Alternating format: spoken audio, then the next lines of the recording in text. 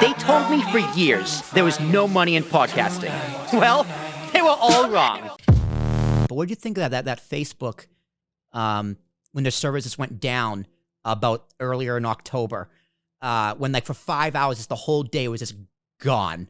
Like, what do you make of that? Because, I heard the story that, their servers are so secure that there's like one person who has a physical key to get into the server room. And the reason they were down for so long is because they couldn't get into the building with all the servers, all the rooms.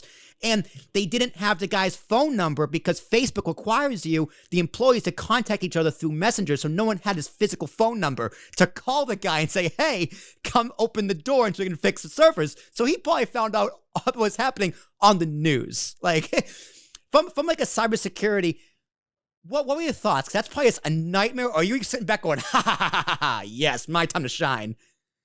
Well, it was an operational failure on their point. At least from what I've read, it wasn't some hacker got in. To your point, that's like saying, well, we only have one key. Well, what happens if you lose the key? Yeah. Right? What happens if the guy who has the key is on vacation and now you break into his house? It's important whenever you're working on your own plans, your own defense at your company, you actually run through this. Remember, as kids, we used to do fire drills. Right? The teachers say, okay, kids, we're going to hear the fire alarm. Let's all practice lining up. And this way, when you did hear a fire alarm, I've certainly heard them as an adult, I didn't run for the exits. I knew not to, I could walk calmly. I didn't get into the elevator. I took the stairs. We know what to do. We've practiced this. Right. And companies who have the capacity will practice, we call them fire drills, but could be, let's pretend a server crash. Let's pretend there was a breach. Clearly, they never practiced this, or they would have realized there's only one key, and we can't get to the key under this circumstance. Yeah. So I think they learned a lot from that, and will hopefully update their practices. That's a very good point. It's a very good lesson to take away with cybersecurity, or any type of security for that matter. You prepare for so long to say, okay, what can we do to make sure this never happens, that you forget to prepare for what happens when it does. Right. And that's pretty much what happened. I think a lot of companies run into that issue because, I'm listening right here as security, and, as APS grows and, we have more people on a platform, security is going to be an issue. Yeah. There's different things you can do. Famously, Netflix had something they created called Chaos Monkey. So Netflix created a service that would just crash servers arbitrarily, because Netflix is a 24/7 service.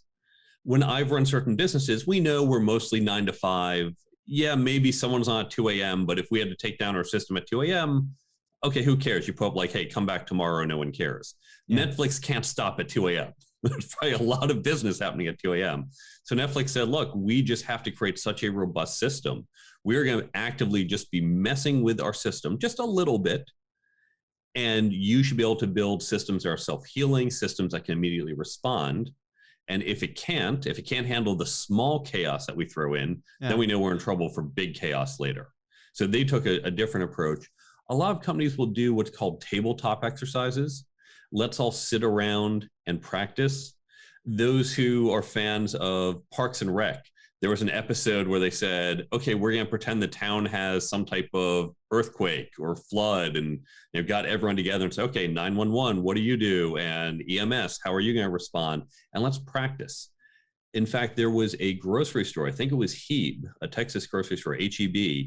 They ran some type of tabletop simulation in January of 2020 for a pandemic, because they said, hey, there's rumors of this pandemic. Let's just play this out.